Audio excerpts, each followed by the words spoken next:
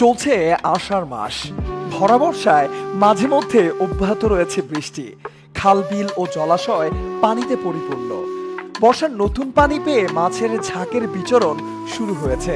আর তাই তো কিশোরগঞ্জের সবগুলো উপজেলায় জেলে ও শৌখিন মানুষদের পাল্লা দিয়ে চলছে মাছ শিকার।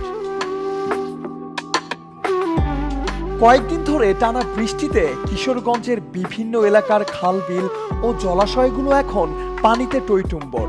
ফলে দেশীয় বিভিন্ন প্রজাতির মাছ মিলছে এসব খালের মধ্যে, যে কারণে খাল বিল ও জলাশয়গুলোতে দেখা মিলছে ছোট থেকে বড় সব বয়সী মানুষের মাছ ধরার উৎসব। বিভিন্ন পদ্ধতি ব্যবহার করে মাছ শিকার করা হচ্ছে।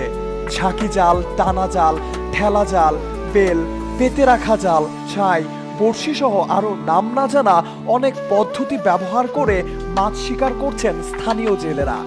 এসব পদ্ধতিতে বেশি ধরা পড়ছে ট্যাংরা, চান্দা, পুঁটি, চিংড়ি, বাতাসি মাছ সহ দেশি অনেক ধরনের মাছ।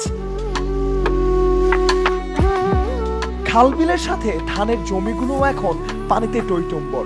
সেখানেও পাওয়া যাচ্ছে বিভিন্ন ধরনের দেশি মাছ। তাই তো এখানকার গ্রামগুলোতে এখন চলছে মাছ ধরার ধুম। বড়দের সাথে তাই ছোটরাও মনের আনন্দে নেমেছে মাছ শিকারে।